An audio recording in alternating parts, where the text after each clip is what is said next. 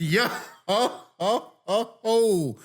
is it like? It's your boy JC Eubanks, joined by Kyler Adams. And we're back for episode number 4 of Hit It Harder Bowling Talk. So check out the merch, hihbowling.com, Virtue Bowling Supply, all of that good stuff. So we got to start with the elephant in the room. We see the logos up there. I mean, there's been some pretty high scores in games shot with logos. So Kyler is the official winner of the Hit It Harder Logo Bounty for $500. That was real. That really happened. Buy like 3 more logos for $500. So. Maybe it was the aura of the logos sitting behind them. You know what I mean? But yeah, that was pretty cool. So tell us about that. What happened there? Well, so last week you posted. I forget what his name was. Do you remember his name? He shot 299. Yeah, with it. William. Yeah, McMartin. Yep, he shot 299 with it. With an 821, and then 2 weeks later, I think he shoots 812. Yeah, which props to you. I didn't shoot 800. So, but I seen you post that he shot 299. He's just absolutely stuffed the 9. Stoned the 9. I would have kicked something. And I seen that, and it popped up on my Facebook a couple days late. It was like 3 days, maybe 4 days after that you had posted it, yeah. And it kind of got the juices flowing. And I got a little bit cocky, and I went on Facebook and I said, I think I'm going bounty hunting this week. And sure enough, stars aligned. I went out there. I was throwing it in practice and felt pretty good. First game, I had a couple bad shots that was on me physically. Yeah. I just didn't throw them that great. Made a little adjustment left. I moved about 2-3 boards left, and just the Red Sea opened up. I could throw it anywhere. Huh? I mean, pretty much get it to the right side of the head pin. It was hitting nice. The pocket. That's and so we went 235, 300, and 246 the last game. Nice. For 781 and 22 in a row, which is the most I've ever had in a row in any sort of sanctioned anything. Logo, baby. So, that's right. See, y'all slept. Which I can give my formal ball review on it. I have a Zero Mercy Pearl hammer, Zero Mercy Pearl, drilled somewhat similar. And it hooks just as much as the Zero Mercy Pearl does. If not, it's more off the spot than the Zero Mercy Pearl is. It hooks just as early and just as much as that ball. Nice. So if you got a logo and you don't really know where it fits in the lineup, it's the top of the bag. Nice. It's up there. That ball hooks. And one more. And then 2 days later, we had Adonis Huffman. He sends me a video, 300, like 2 days too late. I'm like, wow. Yeah, I did see that. I sent him a friend request immediately, asked him how the ball was drilled, because it looked like for him it was rolling really good. Yeah. I seen somebody else said that they had like their wife or girlfriend or daughter. JD Drake. James Drake, his wife, Kelsey. Yeah. And she said that she's shot a couple 278, 279, 289, like also like just right there. So yeah, it was pretty cool. I mean, on to the next. I mean, Revelated bounty's still out there. So if you got a Revelated, I mean, 500 waiting. That's, if you don't have one, sorry, catch me next release. Catch me next February.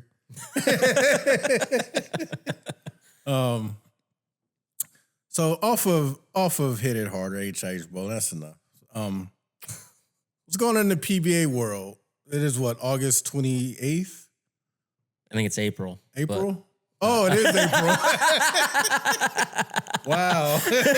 I'm like, dang, I done missed the whole lot of this August. Was I in a coma somewhere or what? Like, somebody had some vacation time to use. Yeah, April. We're in April. Okay. Yes. So since the last episode, we have had Approach Gate, right? I didn't hear about this. Nate Garcia. Oh, yes. I did hear about this. Yes. Approach Gate. Yes. What else? We got doubles, which that was part of was the Roth Holman doubles, and we also had the TOC. Yep. Approach Gate. Yeah, we can talk about Approach Gate. Yeah. Lavery Spar brothers against Nate Garcia and Julian Salinas. Yeah. I have an opinion on this. I don't know if you have an opinion on this. I got somewhat of an opinion, I guess. I want to hear your opinion first. Me, I don't think it... Is it against the rules? No.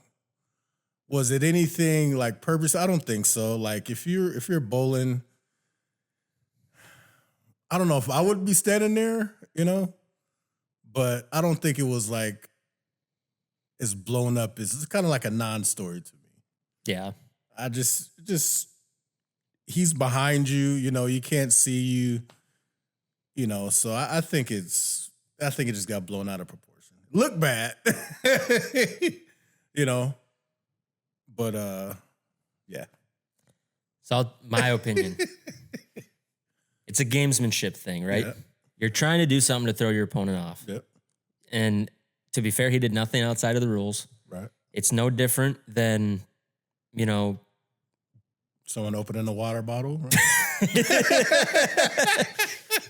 Right? Yeah. It's the biggest thing to me, like I said, it's a gamesmanship thing. You got to do it. Like at that point, you're on the bench. Yeah.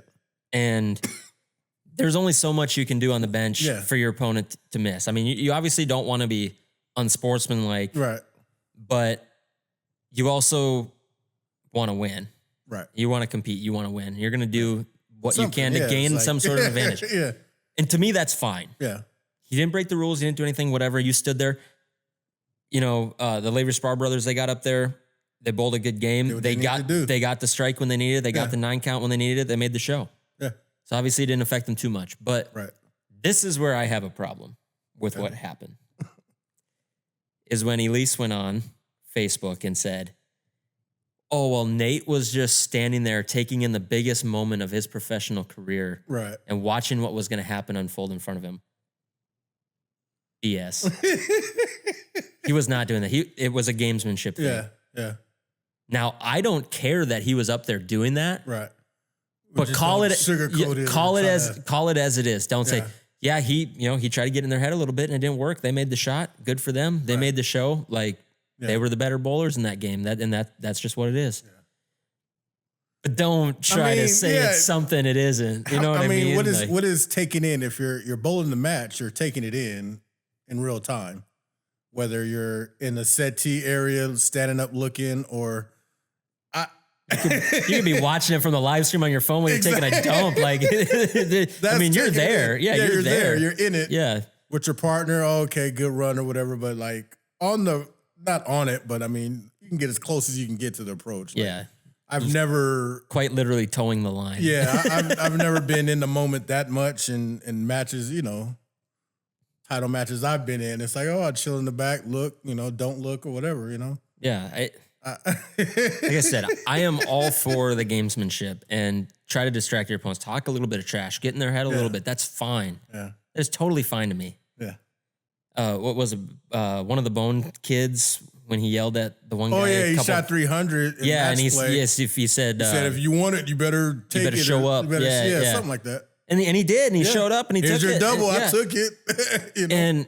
But a lot of people had issue with that though too. But you got to have a little bit of fire. Like we need a personality in this sport, and like, I mean, Pete, that was his whole thing. Like, and props to the guys that have won this year. But there's been a lot of guys that have won this year that are very just not a lot of personality, which is fine. If that's how you are, that's how you are. Yeah. And I'm not going to take that away from you because that's how you are. But at the same time, there's a reason Kyle Troop is so popular. Yeah. He shows some personality. He gets the crowd in. He gets, kind of hyped up. Yeah. Like,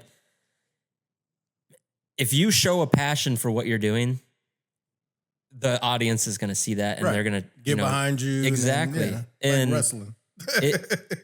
At the end of the day, it's just a game. Yeah. Now, I understand these guys make their living from this game, but it is just a game. Still a game. You're making your living playing a game, which is pretty cool. Right. Like, I mean, I can't say that, right? But it is just a game. Yeah. And, like, whether you win or lose, like, you're going to show up next week and keep playing the game. Yep. And the world goes on. It's just one of those things, like, we need more of that fieriness in the sport. Like, we need somebody to breathe some life back into it. I think sports like Mike, I think the Mike, like wrestling, pro wrestling, right? The behind the scenes is more interesting than the matches that they're putting on. We want to know the real life drama, the gossip, all that kind of stuff. Like the mic'd up. I watch those clips all the time, like the football mic'd up. Those are some of the funniest clips. It's like you don't even have to watch the game. You can watch, Ocho being mic'd up with the old clip, but. Yeah, he was like mic'd up. He's like, I tried to hit Ray Lewis. That was the funniest thing. Yeah. Hear him talking smack across the line, T.O. used to talk all sorts. Get your popcorn ready. Yeah, all that. Randy Moss was good at talking smack too. All those, those. It makes the game. It's like more to it than the X's and O's. Like it's boring. Like, I know how to play it, but you don't want to just be that vanilla, Right. Some oomph. And I hear it all the time that everybody's like, Pete Weber was like the people that never actually met him. Right. Oh, Pete Weber, he's just this, arrogant guy on TV. He's always mad, yelling at people. But then everybody that I've ever met that has met him in real life, which all things go as planned, I'll get to meet him in October at South Point in Las Vegas. Yeah. For the Agent Ong Open. So sign up. For the Agent Ong Open. Holiday doubles. Always build a squad after him. So but I see him every year. Yeah. And everybody I've ever met that's actually met him personally, they say that he's a super nice guy. Yeah. And how he is on TV is not anywhere close to how he is in real life. Right. And it's okay. It's okay to be a little bit more of a character in front of the camera than it's yourself turned up. Exactly. Yeah. That's all it is. Just take your own personality, crank it up a little bit. That's so funny you say about the wrestling thing is I've watched a Stone Cold Steve Austin documentary. He said that exact thing. He goes, my character on TV was just myself, just cranked up to 11. Because it's authentic. Yeah. You can only be you. You're just a more vibrant person of yourself. Take a little bit of the filter back, just be yourself. Ball reviews on YouTube. Yeah. Before, my following grew because it was like, dude, you just personality-wise, you just keep it real. Like, that's what it is. Everything before was like, well, we have or I'm not the technical type. So I can't, I cringe listening to some of our previous ball reviews because I tried to play hopefully I get on staff thing before I knew better. You know what I mean? And I'm like, dude, that sounds terrible. Then I just start being myself. Either you like me or you don't. Right. That's it. Like, that's all you can do. The coolest thing about the internet, you don't like it, and just click to the next video. Exactly. You don't have to watch. Yeah, you don't have to watch it. If you watch, I get paid. If you don't, I find it. Yeah, if you don't like the podcast, drop a comment and hit. Argue with some people in the comments. Rage to get you paid too. But it's just I feel like we just need a little bit more of that fieriness. So props to Nate for having the balls to do that, in that moment and try to, throw them off their game a little bit. I've never would have. Yeah. But like I said, it's not like your turn. You're waiting for it. It looked weird. Like it did. Don't care, but it just looked like, you don't have to get no closer than that. Right. But like I said, it was a game. You're trying to throw your opponent off a little bit. He did nothing wrong, nothing against the rules.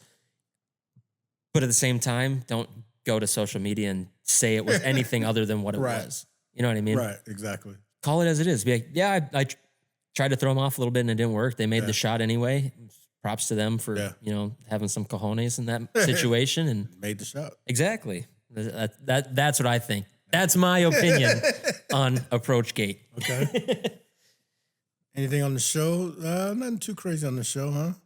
No, Alex Horton. Or you're talking about double show. Doubles, Sorry, I'm getting ahead of myself. The doubles. Double show was AJ Chapman, Zach Wilkins, both first time. First time. Everyone's first time would have been first time. It's just like everybody. Yeah, it's just insane. This is to get your first title year, right? Yeah. If you don't have a title, get out there. Get out there now. I mean, you should be out there because World Series of Bowling PTQ was today. Yeah. Which shout out Brady Stearns. That's my guy from back home. That's shout out Brady for making the PTQ. Nice. See what he does this week. Yeah. But you just got to be out there. But got to be in the win. That's right. Yeah. Got to hit one to get one. Right? Yeah. So Alec, the gutter ball. All right. I'll be honest, I didn't see this part. Oh, you didn't see it? No, I didn't see that. I didn't see the whole. I didn't see the whole TV show. Yeah, they was on a run like a 5-bagger, and it just Shanks went off his ankle. Oh, all right. I'll have to go back and watch that. So it was like, it was like where it was like cruise control, like, and it was like, oh, that gutter. Yeah, it was like the match could have turned, but they left a 10-pin or something, so it really didn't matter. Right. But for that one moment, it was like 8th frame or something like that. Oh boy. It was like, oops. Ooh, okay.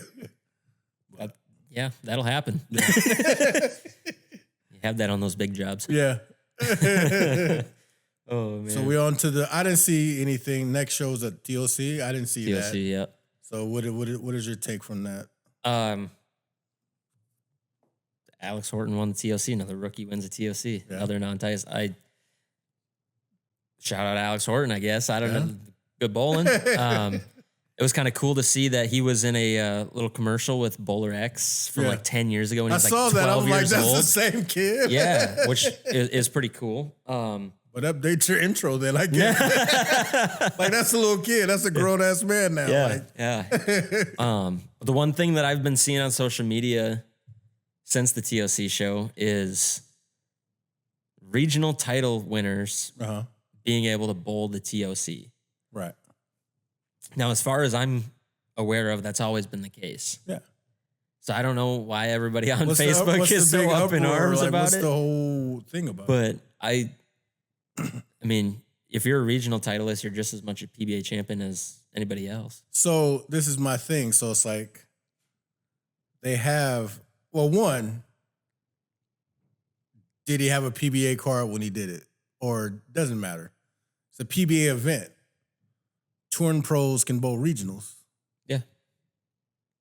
So are they not champions? You know, I thought it's PBA champion, not PBA national championship, tournament of champions, tournament of champions. Right. There's not a regional it's not the regional league. It's one, they have one once a month maybe or twice a month somewhere. Yeah, well, it depends on the region. I mean, a lot of times they have, every weekend there's a regional somewhere. Somewhere. If you want to go fly. But it's a controlled thing though. Right. So, you're bowling against the best in your region. Mm-hmm. Now, you can make the case of, how strong is that region maybe? Right. If you want to do that, but it's a PBA sanctioned event that's open to anyone. Right. So who cares? Yeah, I'm with you. That's why I brought it up because I was like, it's always been that way. So I'm not sure why there's so many people talking about, TOC shouldn't be open to, the regional title. I don't agree with it. I think that if you've bowled a regional, like you said, national touring pros can bowl regionals. So there's a good chance if you won the regional, you probably beat a national, touring professional. Exactly. And you earned it. Yeah. That's the biggest thing. You don't win a regional title by bowling 160 every game. Right. If there's a break, there's a break on national tour where the pros, they don't take the time. Hey, I'm going to go bowl this regional this weekend. Yeah. Keep my skills sharp and go back out there. Exactly. Are the PBA cards any cheaper? No. No. You either have a full PBA card, a standard international so it's like what, $330 a year? So if I'm paying $330 a year for a full membership and I just bowl regionals, my card is the same as your card, same as that card. Like, it's not a standard regional card, it's the PBA. Yeah. Like, a card is a card is a card at this point. You know what exactly. I mean? Like, you paid your dues and you obviously met the requirements to get the card. Yeah. Have at it. That's the way I see it. I just don't understand why people think that the regional champions shouldn't be allowed. Right. I just don't get the logic behind it. Like, I think that the regional champions, they've put in just as much hard. Like, everybody, like, it's really easy to go, I've never heard of any of these guys. Yeah. Like, they're not nearly as good as Belmo. Yeah. Or they're not nearly as good as EJ Chacker. Well, a lot of these guys are really young and we don't know that, but chances are they've put in just as many hard work. Just as, Alex Horton is 22 years old. I bet you from the time he was 22 to the time EJ was 22, they probably put in just about as much hard work. Oh yeah. And they probably put in just as many games as I said last episode I was talking, why are they winning? More stuff. Yeah. It's like PBA juniors, junior gold, collegiate, so much stuff. Yeah. There's a ton of competitive tournaments for the kids to bowl. Yep. Yeah, it's just crazy for me to see people, well, I've never heard of them. Why are they on here? Well, just because you never heard of them doesn't mean it wasn't like they just gifted them a second, Yeah. Here, you're the second seed. Yeah, we're just gonna pluck this random person out here and go, number 2 seed this week. Yeah. No, they earned it. Yeah. And it's one of those things where it's I was listening to an audiobook this week and in the book, the guy's a football player and he goes, it only took me 12 years to become an overnight sensation. Yeah. Right. And that's kind of what I think of when I think about this year on the PBA Tour. Yeah. It took me 12 years to become an overnight sensation. The only semi argument I have is the tournament of non-champs, how they say, a lot of people say you have to beat a PBA member to be a champion. So is it like, I think that would be the only tournament where you can kind of have these kind of debates. You're talking about like the non-champs, non-champs. the regional, the non-champs? Yeah, non-champs. Okay. Yeah. So where like the non-champs champion shouldn't be allowed to bowl a TOC. Right. Like if you're a non-champ, you're bowling against a whole field of non-champions. People that have never won. Never won a title before.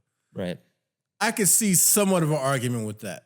Yeah. Because now you're just gifting titles to people who just don't have them. So that one's kind of you're literally taking some of the best competition out of the fields. That, So you just beat not to take away from the bowlers, but you just beat this group of people. Yeah. So if you want to use that argument, that would be the only tournament that I could see that. Very much, as far as champion, as far as winning regionals, then that's something different. Yeah. Yeah. I can see that argument because that would be fair to me. Like, you're a regional champion, but you beat nobody else. That's like everybody you beat, they've never won either. So it's like by the time, is it really a regional at that point? If you're not bowling against people, it's like a super 10-game, 8-gamer. Yeah. I can. I'll just wait it out. I'll wait it out. Wait till all the good people get their first titles, and then maybe I can. I 100%. I 100% can agree with that. Yeah. I could see that. Maybe a little caveat. On that one. So maybe it's like, TLC. Don't bitch about that. Like, he won fair and square. He's won obviously PBA tournaments before, right? And that would be devaluing the brand of PBA. Right. Because if you're going to look down on regionals, then why have it in a sense? Yeah. Why are you promoting it so much? Why? Like why? Not so much, but what is the benefit to do it? Yeah, exactly. If I'm paying the same amount of dues as whoever's on national tour to bowl regionally, right? That just means I'm just bowling the tournaments that I'm close by, and I can't drive to Kansas every other week, or I can't be away from my house, Yeah. That doesn't. Here's a product that we put out for you guys, but it's not nearly as good. Count. It's not nearly as good as this other product, so don't even worry about it. Then why is it even out there? Yeah, exactly.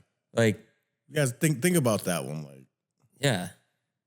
Spend some time and revel in that thought.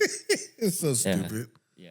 Bowling is its own, like... it's its own worst enemy. Bowling is its own, like, the bowling community is its own worst enemy. Yeah. And that's one thing with doing the podcast, excuse me, is that I feel like there's so much negativity. There needs to be positivity in this community. Yeah. And I'm hoping that we get to be a positive light in this community because, like I said, I'm super passionate about this sport. I absolutely love this sport. I had a really good conversation with Mike Calderon at B3 Performance in Tempe this weekend about this sport, the future of this sport. And maybe at some point we'll have to have him on. But to see other people that are passionate about the sport and that, take pride in what they have. And he literally built an entire training center devoted to trying to improve this sport and improve people. Yeah. And it's just a cool atmosphere. It's just a cool, mindset to have. Yeah. Like, every time you walk in a bowling alley, even if you're not doing it, first and foremost, but just maybe think to yourself, what can I do while I'm here to make this sport better? Right. And just do one thing every time you go in the bowling alley. Like maybe somebody leaves some tape on the table, just pick it up, throw it away. Yeah. That's all it takes. Like, yeah. But yeah, it's bowling. The bowling community is its own worst enemy. And I think that needs to change. I 100% think that needs to change. Yeah. So, but on a different note, I have to give the PBA some props. So in December, Kenny Seymour passed away, which he was a professional bowling super fan. Okay. He absolutely loved bowling. I never got the pleasure to meet him, but he was somebody that was super passionate about the sport. Right. And unfortunately, he passed away. And the PBA made a banner for him at the TOC, and they hung it on lanes 27 and 28 where the title match was bowled, where the TV show was bowled. Yeah. So I got to give the PBA props because that's a very positive thing that they could have done. Sure. Yeah. So I just props to you guys. Yeah. Yeah, that was awesome. Starts from the top. That was awesome. All right, we got to get out of this little heaviness that we're in. We can get back to some comedy or something here. Oh, goodness. So, man. we can go back to the doubles thing because I wanted to ask you a question. Okay. What do you got? Do you think that we need more national doubles tournaments, trios tournaments, team style tournaments when it comes to professional bowling? I think they need to. I think they have some of the team stuff with the PBA league. Right. How those teams come about, I don't know. It's been, at least in the past, it's been a draft. The coaches get together and they have names and they pick names until they have a team. Yeah, the teams I think the last couple seasons have been cliquey. Mm-hmm. So that's kind of like, a lot of people have been snubbed or whatnot. What if they do like a brand doubles?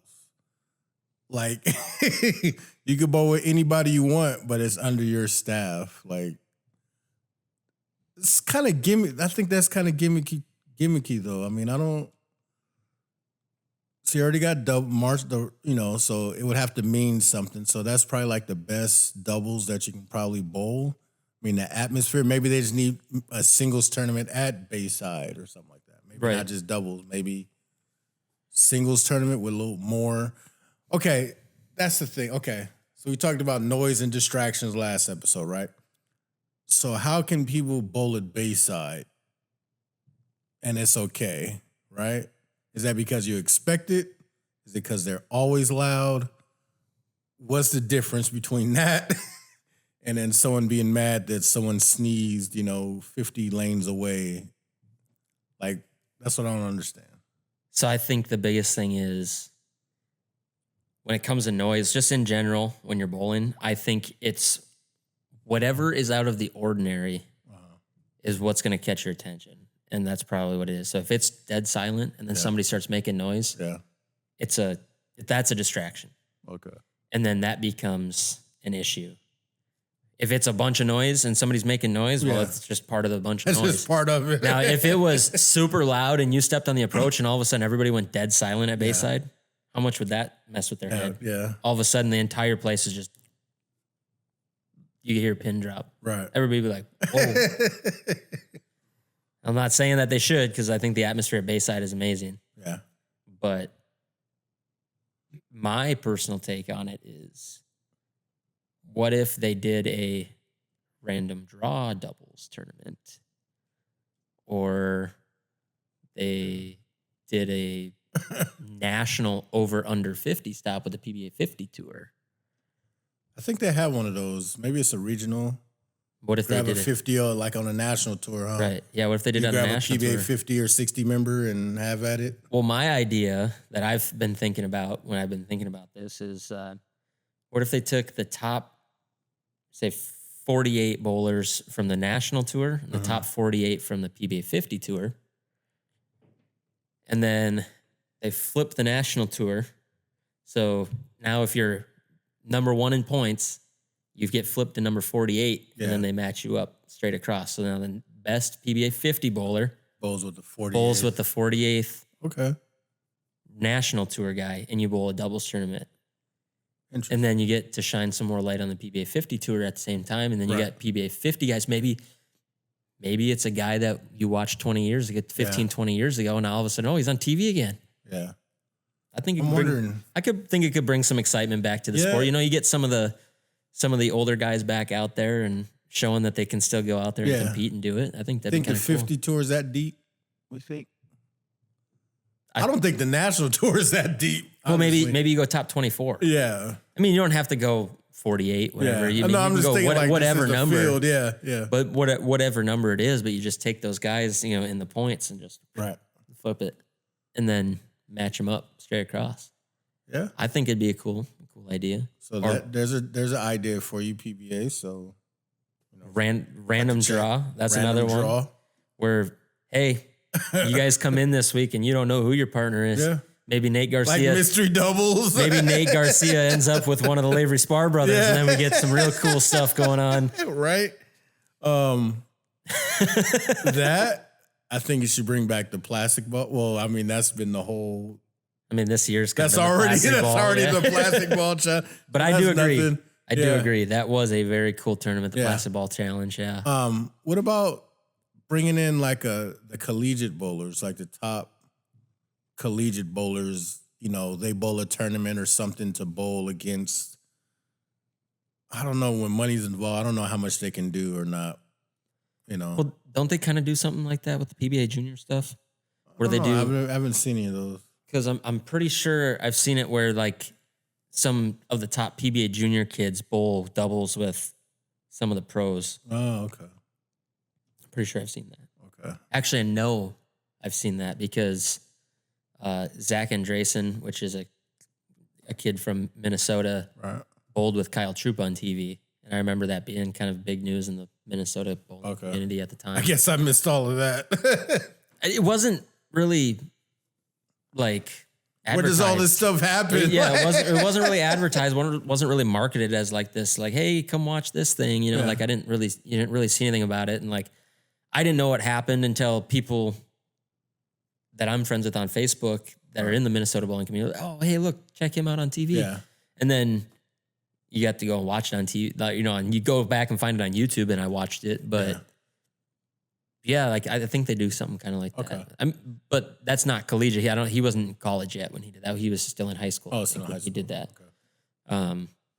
That would be cool. Figure out some way to get some of the top collegiate guys competing with some of the PBA guys. I think they can only bowl certain events. Like once you can't bowl like, was it Brandon or Justin? One of the Bones, right? We just talked about he shot 300. What was that? The Masters? Yeah, it was. Yes, it was the Masters. But he hasn't bowled anything else since, right? He's not bowling PTQs or nothing like that. So maybe it's only USBC events that you can bowl as a... Yeah, because it's... not professional somewhat. It's just a USBC event, but you can't bowl a pro event, you know? Right. Yeah, there's probably some sort of... Yeah. So I think that's what's keeping a lot of the college kids from not bowling. That's why they kind of got... Well, last year they got gifted the entry or something like that, or... Yeah. Yeah. I don't know. I don't know how that works, but I think it'd be cool to get some of the college guys. That NIL bowling money? Yeah. all $35. I can't imagine that it's that much money you're making off of NIL money from bowling. Oh, I don't even think they adopted it yet. I mean, I have no idea. Yeah, but if they did, it can't be made. You ain't seeing. Get you a book. Yeah, you're not seeing. I used one though. You ain't seeing like Shadur Sanders money off your NIL stuff. I tell you that. Oh man. Or what about a PBA draft? Well, they kind of do that, I think. No, I mean draft as in the national tour drafts the college college kids, right? like the NFL and MLB. Yeah. There's no official teams, but it's like, hey, if you don't have a title, you know, like kind of like the exempt thing again. Yeah. What? Yeah. But no, that's a great idea. Cut the check. Be like, we're gonna give 15 college kids exemptions this year, or just amateurs or regionals or whatever. Yeah. Like, those points. Well, I guess that's what the what is it? The RPI. Regional Players Invitational. Something similar to that, but that's like invitational to go bowl. Right. That and they make it to the tour, but are they're exempt though, right? They make it into the main field, I think. I don't know how that works. Because I know everyone wants to be invited to it.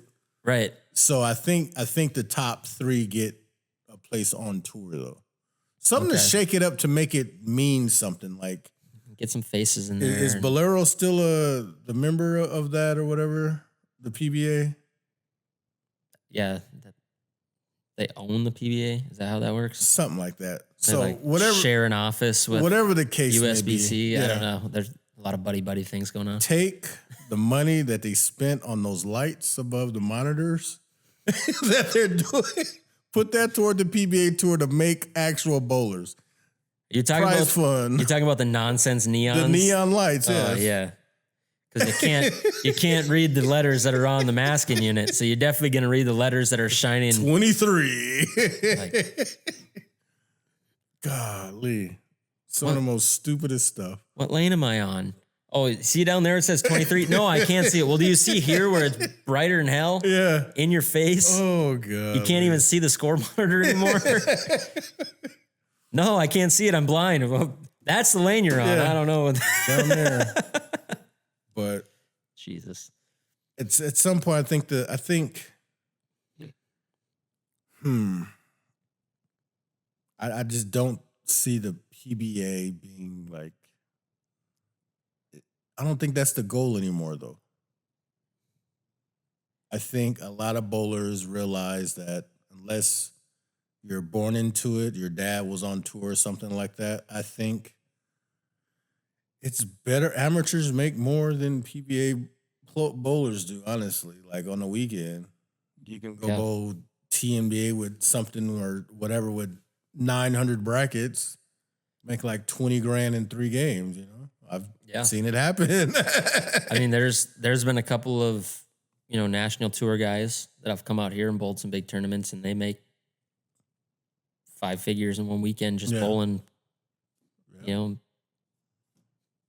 having a fun little weekend, just throwing a few shots, not anything crazy. My thing is PTQ, right? You got to qualify for the tournament, right? Mm-hmm. The PBA already has that center for X amount of days. What aren't PTQs limited to? Like, why wouldn't you just have a wide open field? If you're a member, you can bowl. So it goes back to the whole regional TOC thing. If you're a card member, you can bowl, hold more squads. Who cares? Maybe tour members get the preferential, noon squad or whatever. It's not a 6 a.m. squad or 9 p.m. squad or something like that. But why don't they just let more people bowl? If it's a money thing, you want money or what? Obviously, you've met a lot of people make the comparisons to golf. Well, where you can't go bowl. If I have a 0 handicap, I play my PGA card. I've won locally or whatever, Maybe anyone with a regional title can bowl no matter what. Yeah. Right? Bowl the PTQs, you're saying? Or just open field. So open that up. So PTQ, tournament, PBA card members, no title, right? And anyone who's won anything PBA is automatically in the main field. So if I'm good enough to bowl the PTQ that's the thing though. So why do I have to earn the right to bowl if I've won something that you've hosted? right? Yeah. So Alex, he said he went through PTQ to the main field to the that, right? To the show. Like he started in PTQs. Yeah, he's been bowling this year out of the PTQs. Okay, yeah. But he has a regional title. Right. So see, that kind of leaves credence to like even devaluing your own brand though. So it's like I say open it up. If you won anything PBA, you're in the main field no matter what. That's more entries over that way. How many times will someone bowl a PTQ in hopes to make it to the main show? If someone wants to spend $550 to enter a tournament, then why would you? It's not a competition thing. You're not a qualified thing because you've already won. Right. Right? So if you're considering that a champion, then open the field up. PTQs, members, non-members that are members that haven't won or non-members to show that you're capable of just not making a complete ass of yourself on the main tournament. Right. Yeah, because I don't know how much it is to enter a PTQ, but I got to assume it's $250, like $300. $300, and then if you win, then you pay the extra $200 something. Right. So now what if you said, oh, all you PTQ guys, you know, if you're here and you won a regional title, right? If you just pay the $500, all of you give us an extra $500, we'll just put you in the main field. We'll just take more money from you and put you in the main field. And then if you haven't won a regional title, we still have the PTQ. Yeah. So we still take the $300 from all of you to you guys as well. Because there's spot limits in PTQ though too, right? Because if they're saying they're only letting 40 people bowl, it's like 72 guys. Okay, or something like that. So are there usually waiting lists for PTQs? I don't know. So you take all those people, move those up, then you bring in a fresh batch of people. Yeah, because they could be having the PTQs a week ahead of time, right? While you're still bowling this tournament, while they're still bowling the doubles, sit in the oil machine. You could have a crew of people running a PBA week, truck. A 4 or 5 day long PTQ tournament. If you got 200 people that want to bowl, why wouldn't you take the money from all of them? Run it a week ahead of time. Perfect example, prime example. You're 1 week ahead of the national tour in terms of where the PTQs are. I'm bowling the PTQ this week, right, for the tournament next week. So you're at that center. Yeah, you have to have the center for 1 week longer. Well, not even. I mean, you can just. I mean, it's during the week. So how many people are going to be there during the week? Right. Maybe the center gets a cut instead of the center having to pay the PBA. Maybe it's like, hey, well, we'll give you. It's a win-win for everybody. The center makes money because they're getting the lineage, and they're not shelling out, the $50,000 or $100,000 to host a tournament. Right. We'll say if you did that, and you had, we'll use round numbers because math is hard. To say 200 guys bowl PTQ, because you open the field up, so now it doesn't matter how many guys there are. Right. 200 guys come to bowl the PTQ. They all pay $300. Yep. $60,000, right? Right. If my math is right.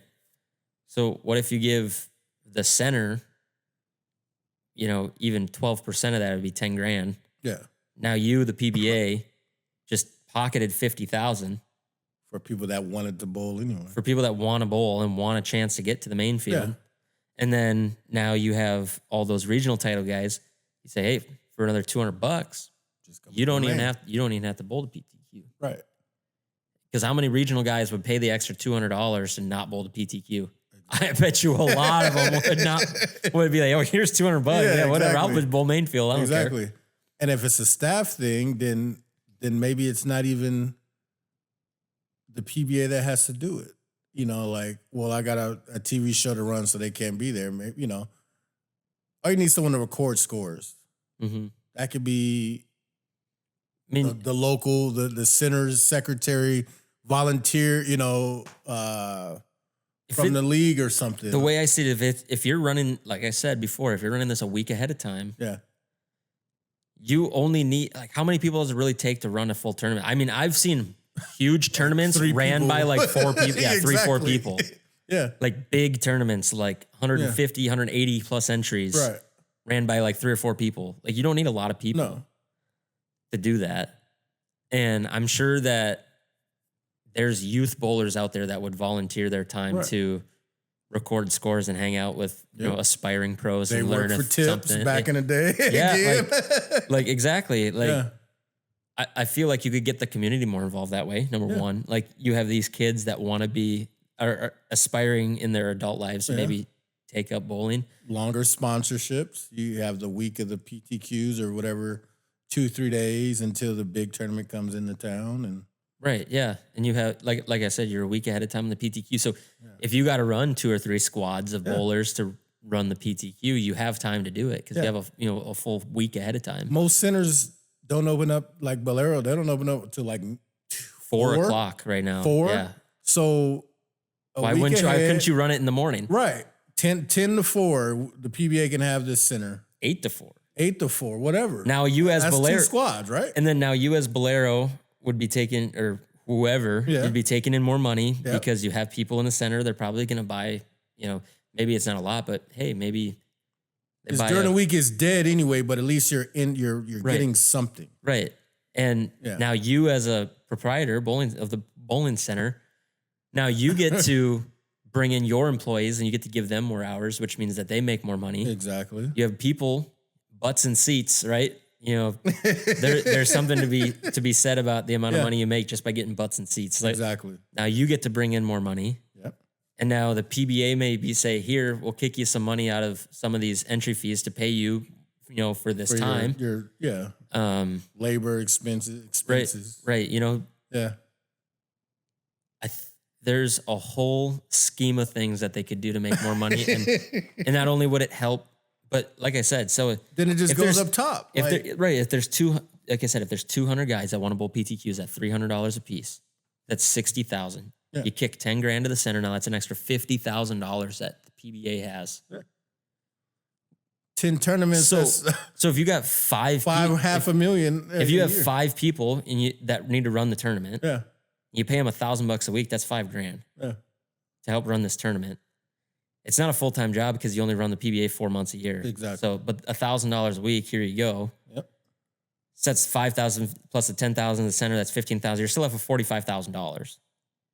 So you throw 25 extra thousand on top, and now you got 20 grand. Yeah.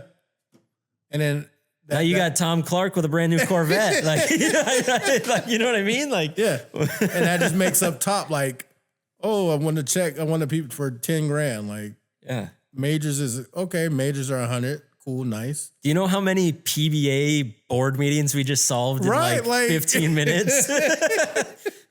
2 guys, just like it's not that hard. Like, Hey, if you see this link on Facebook, you want to go ahead and just tag the PBA, tell them to watch this. tell real them quick. like we saved the PBA tour right now. Like that is so like simple.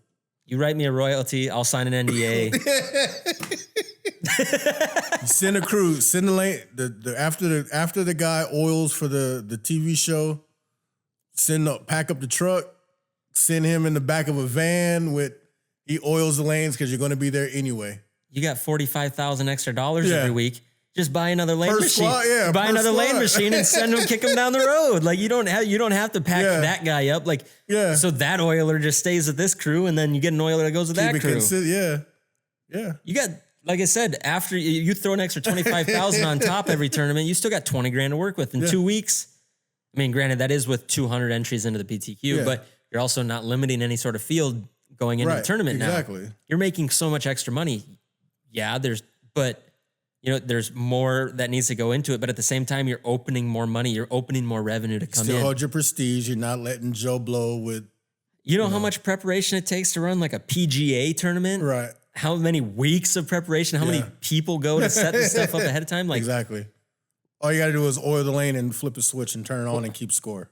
Yeah, it's all GPS guided now. It just walks by itself, does whatever. Like, but at the same time, like what I'm just saying is, it's more work involved, but there's more revenue to be made. But is it like? And there's more. You get to not only one is there more revenue involved, but then you get to hire more people. Yeah. You have more people involved into the industry of bowling. I wouldn't even do that. I wouldn't hire anybody. It was just I'd use the locals. You could do that. Who wouldn't want to be like, hey, come host here. Storm donated a ball for each one of the volunteers. So how much does it cost to make them a bowling ball? Like $50, $60? If staffers are getting them for what, $80, then obviously they're still making money. They're still making money on it. They're not doing it for for fun, right? For all the staffers they have. But it's like, hey, whoever volunteers for this tournament, all of our ball as part of your PBA registration can go toward, the 4 volunteers we need for each tour stop. Right. So it's $60 at, how many people? $5, so like $300 out of the $10,000 per ball that you pay to register goes toward staffing the extra PTQ, right? Yeah, goes toward that, which allows you more revenue up top. And then I don't think you should win anything under 25 on the low end if I'm bowling something PBA. Which I think it is. You can find 15 grand somewhere. But I think, so right now our majors are 100,000. Yeah. So what if you left the regular stops at 25 or 50 or whatever it is that they have them at now? And what if you took all this extra revenue and just stacked? Now, what if you said the Masters are 250,000 now? Yeah. All of us TLC 250. Yeah, and now all of a sudden you get more guys coming to the PTQ for the Masters. 25 for second. Man, 250,000 for first. So maybe I'll go try spending that $300 at the PTQ to try to win that. Yeah. And then you get all of a sudden, hey, TOC week. Last year we had 200 guys. Now this year there's 350 guys that want to bowl because the prize fund was another 50,000. Yeah. And then the following year after that, hey, now we got 450 guys that want to bowl the TOC PTQ because there's, it's a better chance because there's 400,000 on top. As the prize fund, if you devise a plan to increase the prize fund, the participation will follow the prize fund. For sure. You will get people that want to bowl because the money's there. Yeah. And it's all money based. Money makes the world go round. Yeah. Yeah. I remember there was talks of wasn't there talks like $1 million tournament? It's probably like 10, 15 years ago. I can't remember what happened or if it ever happened. But I heard grumbling or something. But I think if the money's there and the competitors are there, I think there's enough true scratch, just one of competitors enough that would do that, Like you said, take all that extra money from all the PTQs, the extra day of PTQ. You don't need cameras. You don't need lights. You just need a place to bowl, right? Yeah. Kind of like ongoing like nationals. People are. I've bowled it. Sunday at 1 a.m. Like the most shittiest of squads. So, and that's for an amateur tournament or open tournament, I should say. But the prestige in that, it's like, what is the draw to that? To where everyone goes to bowl that. Without an expectation of winning, because the divisions are changing, but a lot of people bowl that. So that same model is like you can kind of, like you said, mimic that for PTQs, to make it into the main field. I'd go bowl a PTQ, if I could throw my stuff, but I'm not paying that for that. But I think, like I said, if the prize fund's there, like the participation is going to follow. Yeah. And the prize fund's going to get bigger, and then the participation that follow, and the prize fund get. It's just a cycle, as if the prize funds go down, participation goes down. Right. And it's you gotta think outside of the box and think of ways, how can we generate more money to give back to the bowlers? Yeah. And in turn, if you give back to the bowlers, you'll probably get some back. Yeah. You're not going to do it just for free, right? Like you're going to get something back out of that. Right. So like I said, no, these are all just theoretical numbers that we're throwing out there and all this stuff. But I think all the regional champions that, want to bowl, I think they would pay an extra $200. I think these guys that have never won a regional. Well, that's why they're out there, because they want to bowl and compete. I think, the guys that have never won a regional that want to go maybe chase a PTQ. Yeah. But they're afraid they may not get a spot into the PTQ or whatever that may be. Right.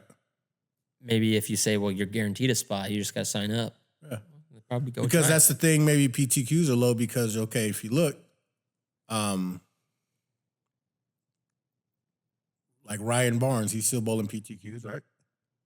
Yeah, I think so. Maybe. Yeah. So it's like, okay, there's only 4 PTQ spots, but everyone who's bowling PTQ, I'm watching them on TV.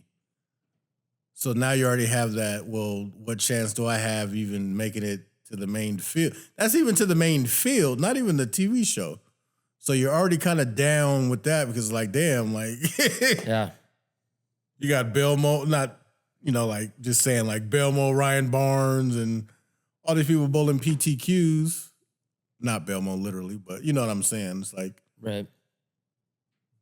just move them to the main field. Yeah. They've obviously Get them out the way. they've proven that they have enough, Yeah. Yeah. And then they have the talent to make TV shows. Right. So, yeah, just bump them into the main, like what? Bump those 10, 12 people up there. Yeah, now you open up that many more spots. Now you open into up that more PTQ spots, and for then you somebody get else. more fresher faces Yeah. that would want to continue to do it instead of, oh, well, I had my first year out there. It was a struggle to grind. That's it for my national career. I'm done. Come home so defeated because it's like, Well, yeah. And I think, yeah. Well, another thing too is like, if there's people out there that have all the qualifications to like bowl a regional, right. why wouldn't, now I'm not saying this to be mean, but like, there's people out there that are a donation, right? Yeah. They show up. It's a donation. Thank you. Yeah. It's a donation. Like, Yeah. thanks for the $300. Like, Right. why would you ever deny them a spot to bowl a tournament if they're going to give you money? That's the thing that I like always think about. I'm like, if this person's going to show up day after day and spend hundreds and hundreds and thousands of dollars, Yep. and they're just going to keep showing up, even if we all know it is a donation, what? I'm not going to say no. At the same time, you're a business. You're a PBA business. is a business. Right. You make money on stupidity. Yeah, that's like to go back to wrestling like TKO and WWE, right? TKO is whoring that stuff out. Like, if you want to put your name on the mat, you can pay for that. They freaking had, I think it was like a crypto billionaire, like WrestleMania was last weekend. They had a guy pay to sit at the announce table. So it's a business. They are whoring everything out. Wherever I can stick a logo, everything is for sale. Same here. If you want to put your logo right here, anywhere, it is for sale. It's a business. Yeah. Oh, no, we don't want to take your money. Well, you already take the $300 a month, a year. Where do those dues go? Where do PBA dues go? I don't know. I have no idea. Does that go to the national tour? It's just so many holes. And bowling is not in any condition to just turn down money. I'm sorry. Yeah, no, it's the not. pro tour. We don't want to take your money. Like where do you get off? Yeah. Like just you kind of got to get over yourself at some point and just say, you know what? Get off the soapbox. I'm going to take whatever money I can get. Right. And we're going to stick a bunch of it up top. Yeah. And now, hey, $250,000 for first. Oh, hey, we got some eyes looking this way. It still keeps the integrity of it, Right. And it should be, that would be buzz, like even TV's like, hey, what did these guys get? Like I see certain tournaments, I'm like, what did they get for doing this? Or like some of the comments, they get a hot dog and a, you don't want your sport looking like that. You know what I mean? Hot dog. I think it was like, it's like, oh, hey, if we're running on the CW or CBS Sports or whatever it may be, if you see a commercial, get together, these guys are bowling for $500,000, then you get a lot of people like, what? Oh, I could do that. I'm a visual learner like that, right? Everything I've ever learned was just me seeing somebody do it. You know what? I think I can do that. Every hobby I have, literally. Yeah. I think I can do that, and I try it. So whether they stay or not, more money is spent in that field, Yeah, maybe you spend a bunch of money on bowling balls and stuff, and then you realize, maybe I can't do it. Right. Well, that money still came into the industry. Still came into the industry. Still came in. Funneled in, and yeah, like. Now, there's always going to be those people that, hey, maybe I want to do this. Okay, maybe I don't want to do this. Yeah. It's always going to happen. It doesn't matter with what it is. If you don't have people doing that at all, there's no money coming in. And you're living off of namesake. Yeah, and you're living off of people that are already here. Yeah. And those people get older every year. And phase out. And then they phase out, and you don't have anybody back here coming in from the coming in on the younger end to replace them. Exactly. You have to figure out that. Sorry to say, I mean, I'm 28 years old, so I'm not the youngest person out there, but the younger generation, they want that money. It's money. Money. They want to see the dollar bills. They want to. I mean, their whole lives they've been watching YouTubers get rich. Yeah. You know, like they've been watching these people become personalities and get rich. Yeah. They want that life. Like that's just how it is. Yep. They want to live the life that they see. Back to YouTubers. How many? Look at the surge. Everyone says bar views are saturated now, right? What happened? You saw something. You felt like, oh, this guy's making videos. This guy's bowling famous. I can do that too. Right. There you have it. But spread a whole just. but look at how many ball reviewers there are out there, and look at how many are actually like kind of successful with it. Right. There's only maybe 5 or 10 that are really popular with doing ball reviews. Yeah. And there's a lot of guys that have 100 views, 120 views, 200 views, whatever. They're still making them, so I give them credit because they're still chugging along. And props to that, right? Yeah. But at the same time, the market is going to dictate who they like and who they do not like. Right. So just because you think something's oversaturated, it doesn't mean don't try. Exactly. Try it. If it doesn't work out, it doesn't work out. Yeah. At least you tried. Yeah. Because always like same thing with bowling. Nothing that anyone else is doing has any effect on me. Right. I'm gonna do whatever I feel like doing. I'm gonna move the numbers I'm gonna move, and I don't care. Right. Yeah. It just. I heard a motivational quote this week that I want to share that I think kind of pertains to this. And it is successful people willingly do what unsuccessful people are unwilling to do. Yeah. Successful people are willing to put in the work that someone who is unsuccessful at something does not want to do. Right. So if you're putting out ball reviews and you're only getting, oh man, I only got 100 views on this video. I only got 200 views on this video. You keep putting in that work. Eventually, you're going to find your audience. Yeah. Eventually, your videos are going to get in front of your audience, and all of a sudden, your views are going to start going up. Yep. The unsuccessful person is going to put out 2-3 videos, say, "Oh, I only got 200 views. I guess I'm not that good at it," and they're going to quit. Yeah. So that's the losing mindset. Like you got to push through it. Yeah. That and go where people go. Let's see. What is it? Go where you belong or where you're seen. You know what I mean? It may not be your hometown. Right. It may not be your friends. It may not be your family. You know? Right. Like my market is not LA. It's like it's almost like I was never lived in LA. Right. Support wise. Right. And I'm okay with that. You know what I mean? You kind of didn't stop anything. You kind of have to be okay with it. Yeah. You know, it's a decision you have to make. Yeah. As much as I love my family and as much as I love all the friends that I made when I lived in Minnesota, there is zero chance I would be sitting right here today if 4 years ago, me and my wife did not decide to move to Arizona. Yeah. That is what it is. Yep. I wouldn't have met the people I've met. Yep. I wouldn't have got to do the things that I've done. If you told me 4 years ago, well, we'll say 5 years ago, a year before I moved, if you'd have told me, you move, you get to meet this person, you get to meet that person, you get to do this, you get to do that, you get to throw yourself into this, you get to start a podcast, and I just said, like, no I would way. have been like, yeah, you're stupid. Like, yeah, there's no chance. But unbeknownst to me, like all of these things started to open up. Yeah, there's a lot of hobbies I had when I lived in Minnesota that I haven't done 4 years. Right. But I was able to take all these different hobbies that I had and focus down on a couple of them. Right. And bowling specifically, it was always something I loved to do, but I had so many other things that I would do when I lived up there that, it was just another hobby of mine. And now it's the focus. And now I get to focus on this. Yeah. And I think it's pretty, I mean, where I'm at today, like, I think I said it in one of the other episodes, but like 5 years ago, you would die to be where you are today. Now, exactly. Yeah. And it's just cool. Yeah. So back to PBA.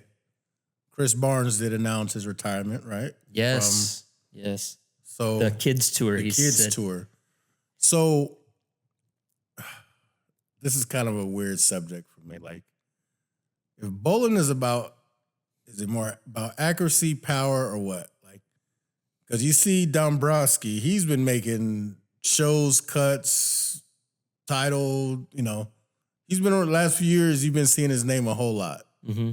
Was he 48 years old? I think he's like 48, somewhere 47, 48, I don't know something like how that. So how is it that he's still out there, making shows? Like, what makes the older guys just consider it the kids tour and not, that goes back to the question, would you rather be accurate or powerful? So anyone who says accurate is a lie, because everyone who's accurate left for PBA 50, right? Don't you think some of the older players are more accurate than today's age? Or like what's running the veterans away from the PBA tour? It's not money. They're millionaires, I think it's today's game has developed to a point where the power, the rev rate kind of take over. And I don't think that the conditions that the pros are bowling on, they talk about, like, you took a look at the scoring pace this year. Okay. It's like out of this world. Yeah. Scoring pace is insane this year. Yeah. The PBA has tried to increase volume to decrease scores. And I don't think that's how you do it. No. Because what is one thing that every person that puts a bunch of rev rate and a bunch of power I love on volume. Give me more oil. All day. Because if you give me more oil, that means it's easier for me to get the ball down the lane. I can do more things. That's why I don't like bowling on short patterns. I don't need help for my ball to hook. Right. My strengths, I can yam on it as much as I want to, and I can make it hook from there, but you can't. Exactly. And I think that's where it comes. You put all this volume out there. Yeah. These guys that are starting to get older, maybe they don't have the rev rate they used to have. Right. They can't get the ball to hook from the same spot that these kids are. So it's less shot making now. Right. I think what we need to do is decrease volume. Mm-hmm. And we also, I think they need to, like, I don't know, invert patterns. Like, make it impossible. Yeah. Like US Open doesn't need to be 1-to-1 flat. Right. Make it like reverse block where there's less oil in the middle and there's more to the outside. But bring the volume down. Yeah. Put them on 20 mils. Invert the pattern. So it's kind of like, we'll see. Kind of reverse, because the high rev guys will throw the urethane, right? And then maybe the lower rev guys can throw reactive. Yeah, the lower rev balances it out. The lower rev guys can play a little bit further right. Yeah. And they can get the ball through it. And then as they move left, and you get into the middle of the lane where there's less oil, now you got to figure out how to get your ball down the lane through it. And then they'll get more hits because it's reactive as opposed to the flat. Right. With urethane. And something, so I was at a clinic this weekend at B3, and I was talking with Brett Wolf. Yep. And something that I've had a lesson with him, and he's told me this, and I'll be honest, I have not been very good at working on it, but the one thing that he's told me is that I need to work on controlling the front part of the lane. He goes, it's something that's lost in today's game, is being able to control the front part of the lane with your hand, with your rev rate, taking hand out of it, which I know I'm going over it. Completely not what this is. But my ball doesn't see the lane to the arrows. But that being able to control the front part of the lane will help you control the back end reaction. Right. Kids nowadays, these younger guys, these power guys and two-handers and all this stuff, they're not really that good at doing that. They're not very good at controlling the down lane reaction, and that's why they go to the urethane balls and the, the plastic balls this year. There's so much power and rev rate that, I'm just going to throw a ball that doesn't hook. Yeah. Because it's going to help me out more. Yeah. Where the lower rev rate guys can, there needs to be a pattern where the lower rev rate guys can throw balls that hook and be able to score. And the higher rev rate guys have to figure out something to mitigate how much hook there is on the lane. Yeah. And I know that it sounds weird, but like the only way that you're going to control scoring is to reduce the volume and just like, these guys can score with plastic, but if everybody's throwing plastic, I mean, that kind of takes away the whole, the reactive balls or steroid balls and the urethane balls are like skills, the skills. It brings the plastic. When you do that and you make the pattern so hard, like it brings back the, the skill to it. Right. Now, if you can still throw it that hard, like it would also solve this, there's the conversation of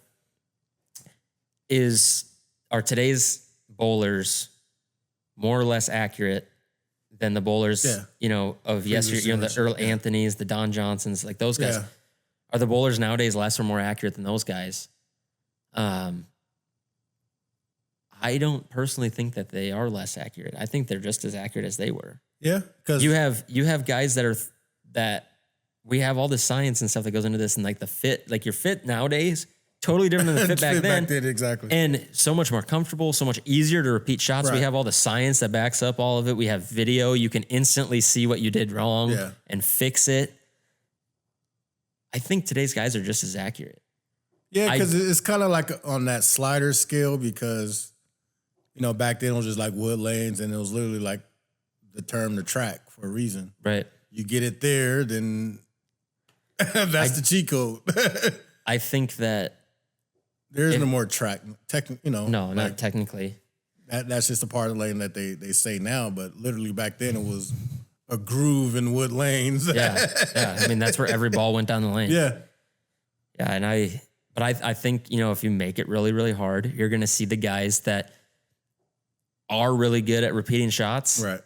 And if they have the power and rev rate and they can repeat shots, you're going to see them every weekend on the TV show.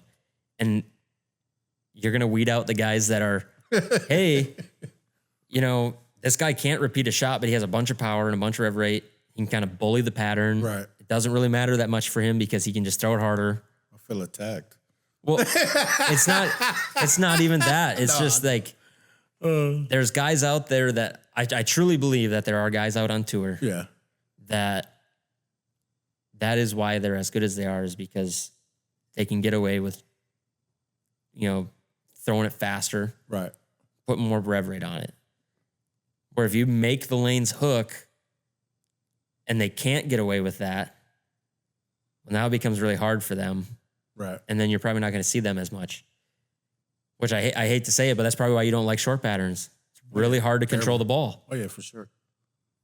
It's like a double negative. Why don't we do that to those guys? Yeah. But instead of making the patterns shorter because they're just going to throw urethane, take the volume away. Make it hook more. You're going to find out right away who's good and who's not. You make it hook more. The all strip lane tournament. Well, I don't know about that, but I just think that 35 mils of oil is way too much. Even like Del Rio, they have the 20 second round is always the short round. It's like 26 feet. There you have it. That's all you get. Right? Now you have to throw plastic. Yeah. If it's 26 feet or if I know that there's been some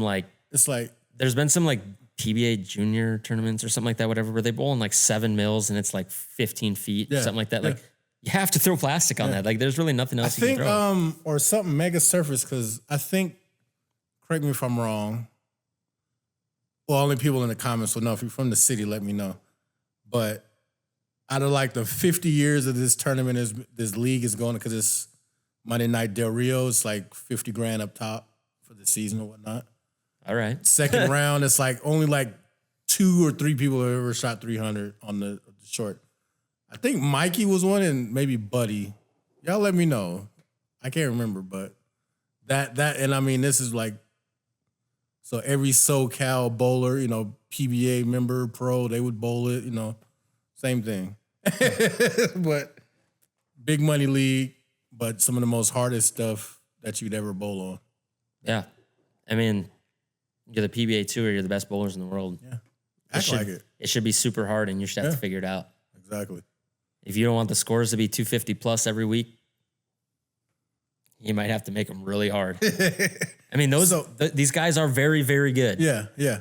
So, like, you have to do something to kind of nerf that a little bit. So it's like, oh, well, people are going to watch the show no matter what, right? If you're a bowler, you're going to watch it. You don't know the scoring pace, what the scoring pace is going to be. So does really striking a lot. So it's kind of like a double-edged sword because if the scores are low, then Joe blows, oh, I could do that. I shot that.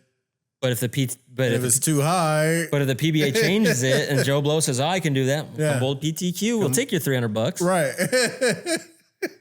Win-win, right?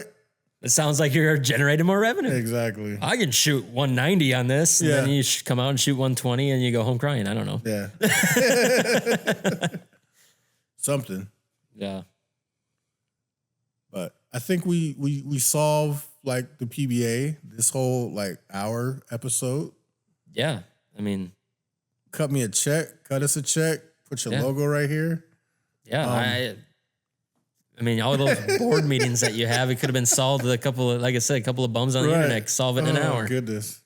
But yeah, that's the one thing I want to know. I want to maybe ask some of those guys what's making you leave the tour. I don't know if they can honestly answer. Maybe it's I felt like I was born in the wrong era. It's like I said, started 1989. I was born in that. Oh, that'll never work. Stop throwing the ball so hard. So it's like then half of my career is trying to decrease my rev rate, and then look at the game now. That's all it is. Like, yeah. Oh, play up the back.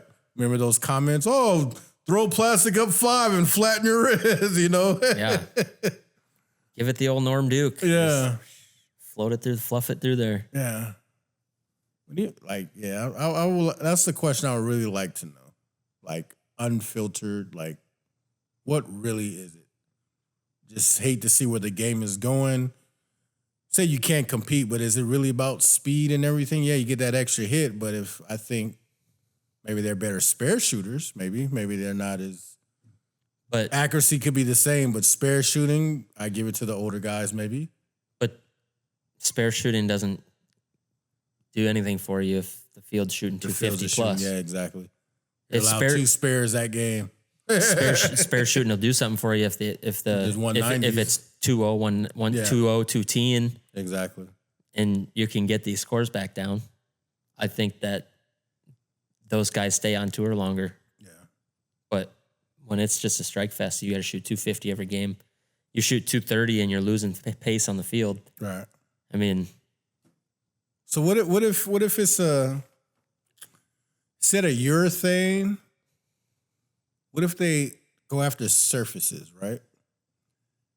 A ball leaves a plant, it can only have X amount of surface on it, right?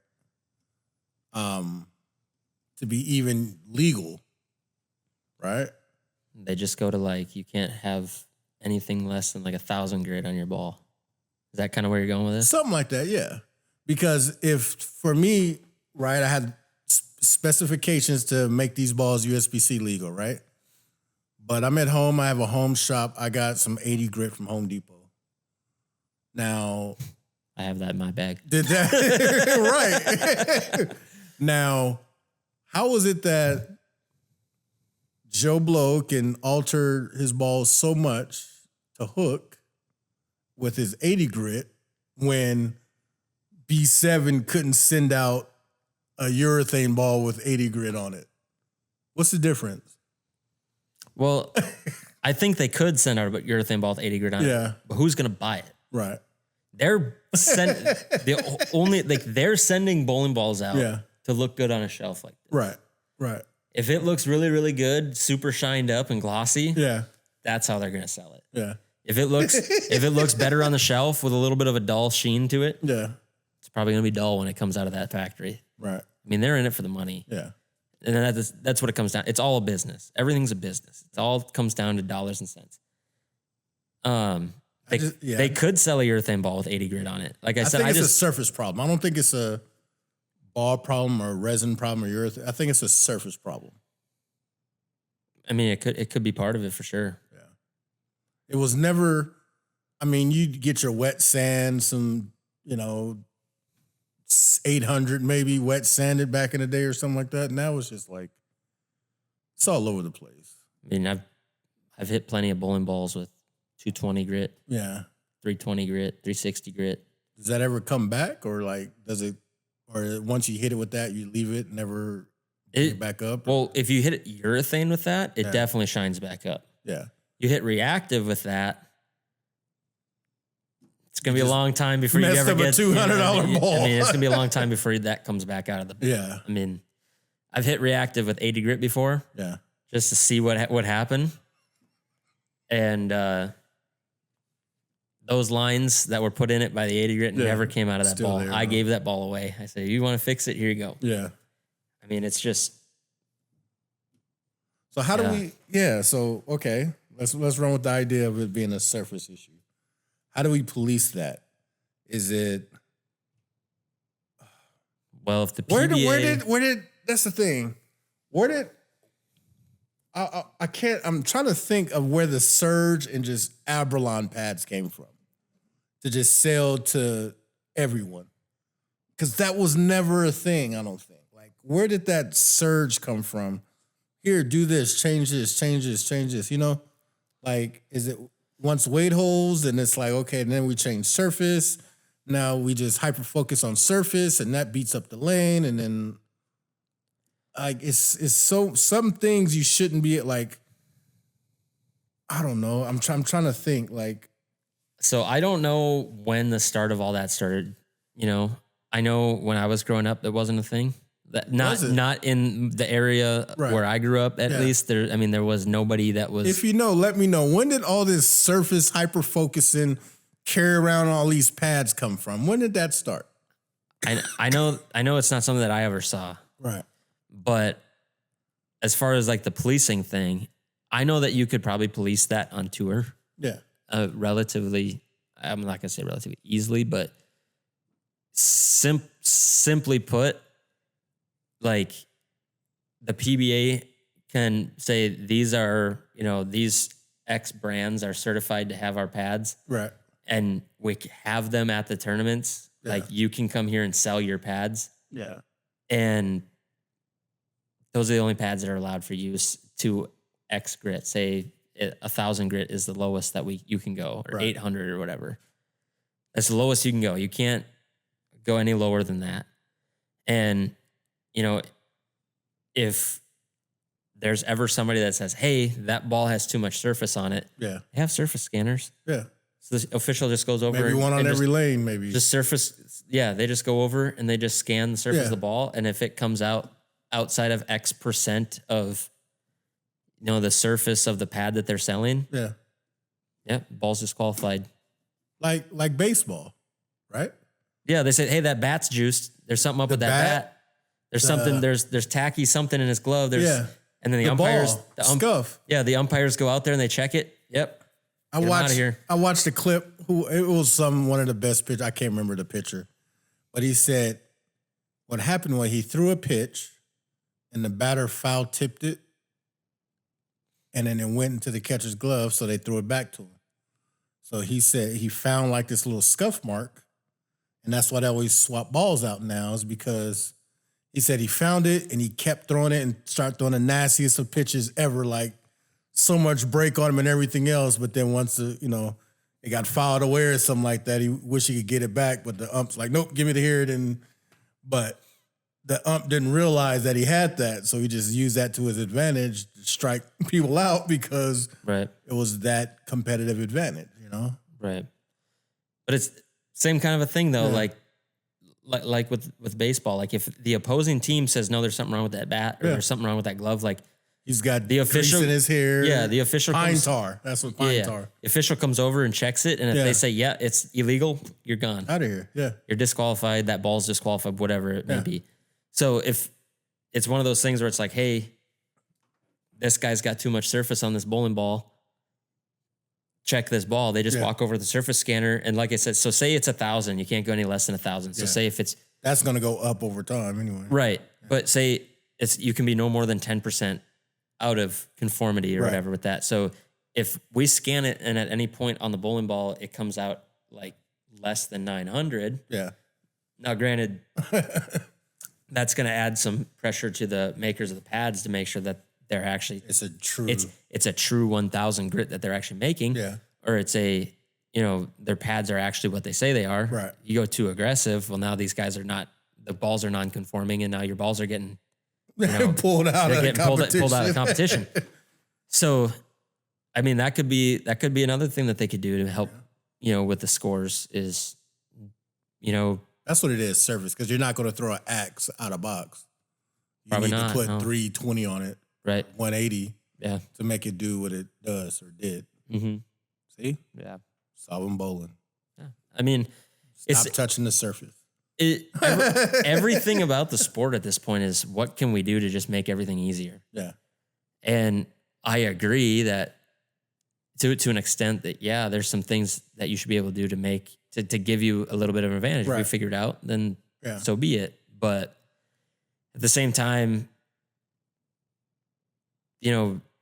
golf has, certain things with your putters. You can't do this. Yeah. There can't be more concave to the face than X. There can't be more, like once it's outside of like X, whatever, like it's non-conforming. You can't use it anymore. Like all that kind of stuff's like, I feel like bowling could use some of that stuff with the equipment to help kind of nerf some of these scores a little bit. Keep making what you're making, or it could be, hey, it could be arranged based off of how the manufacturer sells it.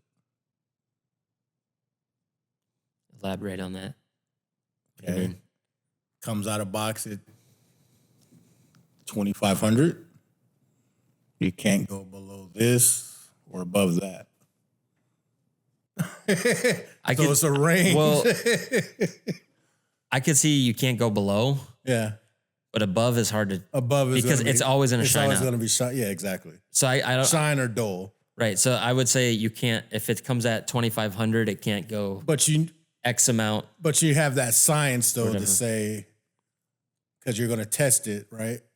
So if you throw 100 games on this ball and not touch it, the lane shine dulling goes down to 1,000, but the lane shine shining goes up to like 5,500 maybe. Well, that's polished. The ball never be glass, but you know what I mean? You kind of know lane shine is either dull or it's going to go shiny. Yeah, well, if it's super, super shiny, it's going to dull down. Yeah. And if it's super dull, it's going to shine up. Yeah. And it always comes up to the lane surface, which is between 4,000 and 5,000, if I remember, 5,500 maybe. Right. Somewhere around 5,000-ish is typically what the surface of the lane is. So the ball's always going to come, like I said, if it's over that lane surface, we'll just say it's 5,000. If it's over 5,000, it's going to come down to 5,000. Yeah. And if it's under 5,000, it's going to come up to 5. If it's 2,000, it's going to come up to 5,000. Right. So, I mean, I don't see why you couldn't just go like as shiny as you wanted. Yeah. At least in today's game, anyway. Let's go 1,000. Let's go 1,000 to Carnauba Racks Black Magic. Yeah, you can go 10,000. I don't care. I don't care. Yeah, but you can't go less than 1,000 grit on your bowling ball. I think it would help. Yeah. Now it's all about shot placement. now it's more about shot making and less about, well, I can't quite get the ball to hook from here. Well, just hit it with some more surface. It'll hook from there. Bowling is more of a, I got mine, hope you get yours type of sport. Yeah. You're not wrong. You are not wrong. Well, works for me. I don't know about you guys, but it's a lot of it just comes down to matching up. Yeah. And by matching up, they mean, do you have the right? Well, the number one thing that affects ball motion is the surface of the cover stock. Yeah. It's the number one thing that affects ball motion. Yep. So if these scores are going too high, Surface. surface of the cover. It's surface of the cover stock. Yeah. They already tried it with the too soft, too hard. Yeah. The hardness. I think they got that pretty good. Yeah. I actually really do like the 78 hardness rule with the urethane balls and with. I don't think it's a bad idea because those Kentucky purples are just absolutely insane. Yeah. Those balls are crazy. So, but yeah, something to think about. I think we solved a lot of problems this episode. Huh? Yeah. Take notes. You guys are welcome. Hit the sub button, hit the like button, tell a friend, all that good stuff. Let us know what you want to hear about more next what you want us to episodes. talk about. Yeah, give us some topics to talk about. Yeah. Shout out everybody who's watching, who's going to watch. First and last time watchers. And we will see you next week or next episode 5 and shortly. So y'all be good. Catch y'all later. Peace.